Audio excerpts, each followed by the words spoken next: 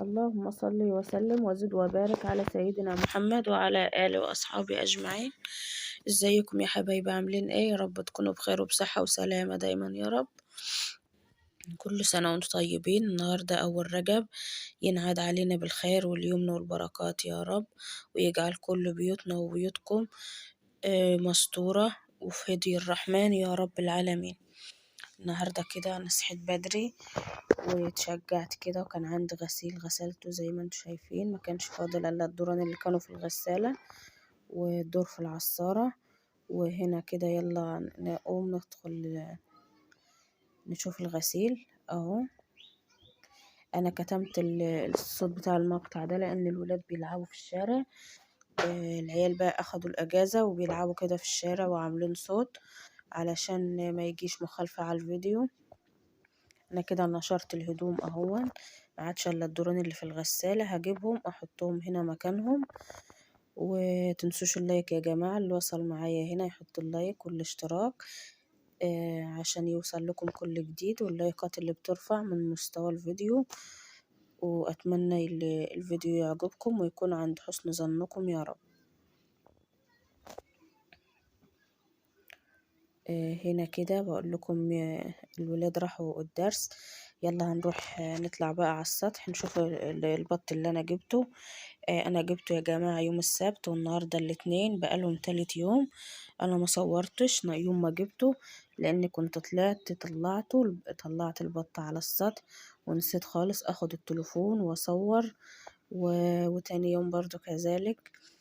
انما النهاردة بقى ان شاء الله تالت يوم ليهم كده، هنطلع بقى نعلفهم. احنا الوقت حوالي الساعة واحدة ولادي راحوا الدرس، وهنطلع يلا نعلف اهو يا جماعة. بسم الله ما شاء الله. هما دول 10 بطات، نوعهم بيور، المفروض بيتذبحوا على 70 يوم زي ما انتم شايفين كده. هما كانوا كامشين تحت اللمبة. لما انا دخلت قاموا متفرفرين كده، لانهم هما صغيرين ما بطلع لهمش من بدري. دلوقتي اصلا احنا بعد الظهر الساعة 1:15، لان هما لسه صغيرين زي ما انتم شايفين، ما عندهمش اقبال على المية ولا العلف.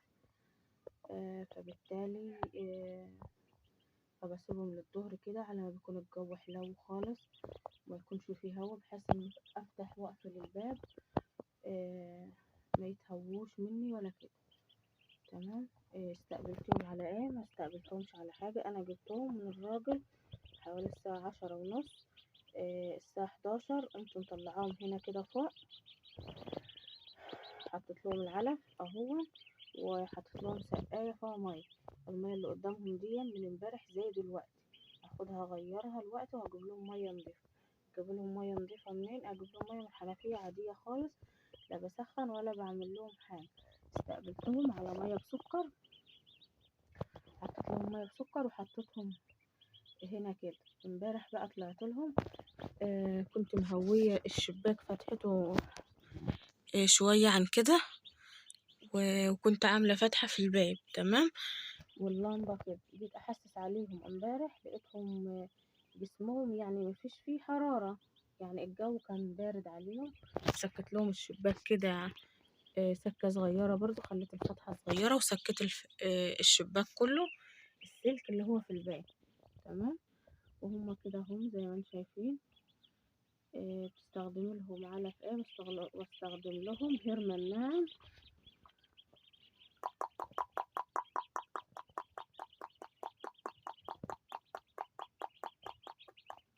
اهم يا جماعة زي ما انتم شايفين، بستخدم لهم الهرمن الناعم. وبعد كده هجيب لهم الهرمن الخشن اللي هو السوبر يعني. العلف ده جميل جدا، وفي ناس ما بتستخدموش للبط لانه غالي وحلو للفراخ، وفي نوع تاني حلو للبط، بس هو ده انا بجيبه للطيور كلها ان كان بط او ان كان فراخ زي ما انتم شايفينهم كده اهو. انا الاول بقعد قصادهم شويه كده برضو بطمن عليهم وعلى شربهم وعلى حركتهم، وبعدين هغير لهم الميه واحط لهم ميه نضيفه. ربنا يبارك فيهم يا رب. ويجعل لنا لقمة طيبة فيهم دول لبيتي أنا. ما ببيعش بط ليا لولادي يعني، هما مش هيلحقوا معانا رمضان. بس يعني اهو احسن من شراء اللحمة، واحسن من شراء الفراخ. دلوقتي الكيلو ب70 جنيه.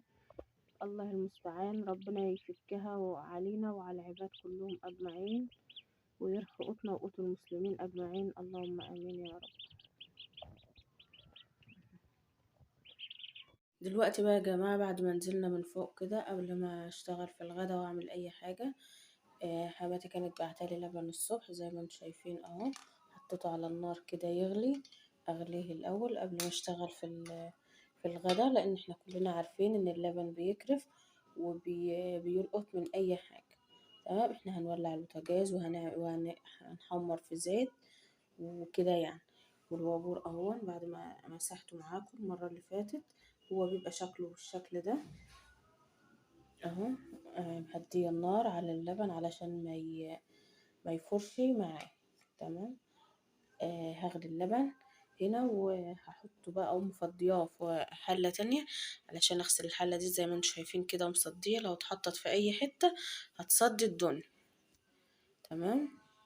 دلوقتي بقى يا جماعة، بعد ما سخنا اللبن كده وغلى وفضيته في حلة تانية، عملت كده بقى. دخلنا على الغدا. غدانا النهاردة يبقى رنجة ان شاء الله. دول نص كيلو ما شاء الله يعني، كبيرة اهيا. عملت هنا طبق خيار وطبقين طماطم طرنشات كده زي ما انتم شايفين اهو. وهنا كده بحمر بطاطس. ده دور اهو في الطاسة، ومعايا باقي تحت لسه. على ما اخلص بقى تحمير كده بطاطس، جالي شوية الشبت دول زي ما انتم شايفين كده من الغيط اهو. بطينهم لسه زي ما انتم شايفين. حطيت ايد اللي جايب. وده توم باين اخضر. ده توم اخضر يعني لسه ميعاده ما جاش. بس احنا عندنا كده بيبقوا يقلعوا شوية. وده سلق اللي بيتحشى زي ما انتم شايفين اهو. هنقطفه معاكم. نيجي على دي كده هنا اهو اهي، وكمان واحدة. ده يا جماعة سلق بلدي، مش اللي هو الصيني، مش التهجين. ده بلدي بتاع الفلاحين، بيبقى أطعم بكتير من الصيني. اللي بيزرع وبيكون ورقته غلظة كده وتخينة اهو.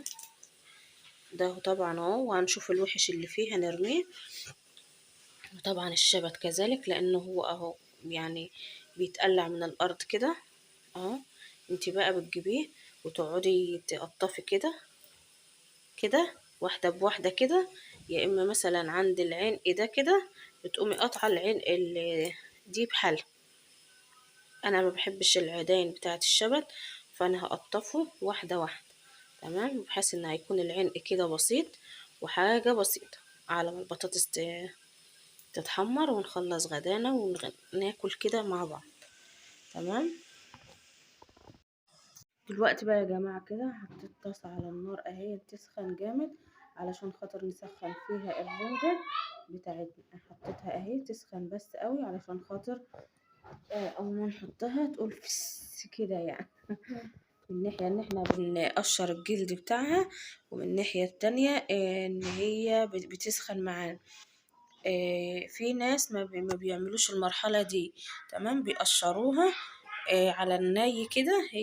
هي مش نية، هي مستوية بس من غير تسخين يعني. وبيفصصوا القشر ويفصصوها وياكلوا. تمام. احنا بقى، او انا لا، انا اتعودت عليها كده زي ما انا بعملها كده، ونقشر ونفصص ونعمل كل حاجة واحنا بناكل. اكل الرنجة كده، مش ان احنا نفصص وكده، ما بحبهاش. تمام. هي كده اهي. هتقشر من الجهة اللي تحت هنقلبها على الجهة اللي فوق اهي. يا جماعة انا قلبتها على الجهة دي زي ما انتم شايفين اهي. اهو القشرة بتاعتها فصت من بعضها. زي ما شفت في البداية انا محطتلهاش ولا نقطة زيت. والتانية لسه بتفتح برضو اهي.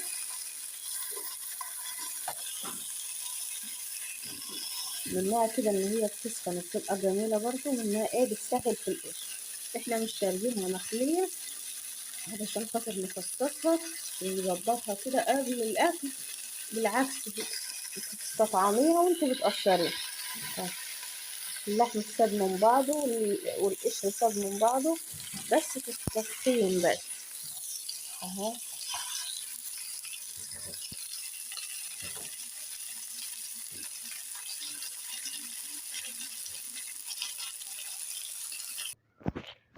وكده يا جماعة دي شكل غدانا بقى اهون. هنتغدى بقى ونقوم نكمل الخضرة كده. وقدمت لهم بيبسي مع الرنجة. طبعا هما شربوا، ما استنوش يعني لانهم جعانين، احنا اصلا ما فطرناش. هما راحوا الدرس وجم كده يعني، كل واحد الصبح خد له برتقانايه وعلى كده يعني. يلا بقى نتغدى ونقوم نكمل اللي هنعمله في السلق والخضرة. متنسوش اللايك والاشتراك في القناة يا جماعة، وتنسوش اللايكات اهم حاجة اللي وصل معايا لحد هنا. كده يا جماعة دلوقتي بقى كده بعد ما اتغدينا وغسلنا مواعين الزفارة ورتبنا هنا كده المواعين اللي كانت هنا، رصيناها مكانها ورجعتها مكانها، وبقوم نشرة هنا الفوطة زي ما انتم شايفين هنا كده لتاني يوم تتنشف او تنشف من تنقية المية من في المواعين وكده. وهنا اللبن اهو هو كده خلاص برد، هدخله التلاجة معانا اهو. مسكت بقى الوقت كده دول في الشباك علشان خاطر لو هموشة او حاجة دخلت تخرج بقى من شباك الحمام يعني، واسيبهم ورا بشوية. تمام. وده هنا التوم اهو، انا ما بغسلوش لا هو ولا البصل زي ما انتم عارفين قبل كده اهو، غير ساعة الاكل انا نضفته وحطيته هنا ده مع ده كده اهو. وهنا غسلت ورق السلق اهو وسبته يتصفى في المصفى. مسكتها تحت الحنفية، غسلت الورقة بورقتها كده لان جاي من الارض كان فيه طين زي ما وريتكم وكده يعني. وده هنا الشبت برضه اهو زي ما قلت لكم انا هقطفه كده، وغسلته وحطيته في المصفى هنا برضه يتصفى. وهو مفيهوش عيدان كتيرة يعني ولا حاجة. وبس كده يعني. وولادي راحوا يرموا الزبالة، معادش عندي بقى زبالة ومفيش هنا أي حاجة خالص. وسيقت المطبخ ورا الزفارة وكده. وفرشت هنا حتة الكرتونة دي علشان لما أعمل حاجة على الباجور أنزلها على الكرتونة، ما نزلهاش على الأرض، لأن الأرض طبعا بتتصدى بسرعة والصدى اللي بيجي من الباجور بيروب الدنيا. وأنا بعمل كده على طول لما بكون بطبخ في حاجة زي طبيخ زي لبن أو أي حاجة، برد أنا أفضيه في وعاية تانية زي اللبن ده كده. تمام. ورجعت بقى كل حاجة مكانها هنا أهي.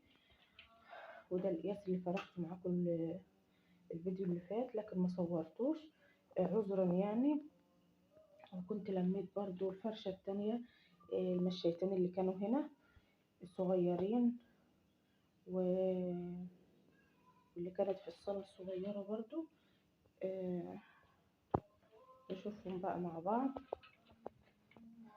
وبكده يكون الفيديو بتاعنا خلص، واشوفكم في فيديو جديد، والسلام عليكم ورحمة الله. نشوف اللايكات والكومنتات الحلوة يا جماعة. مع السلامة.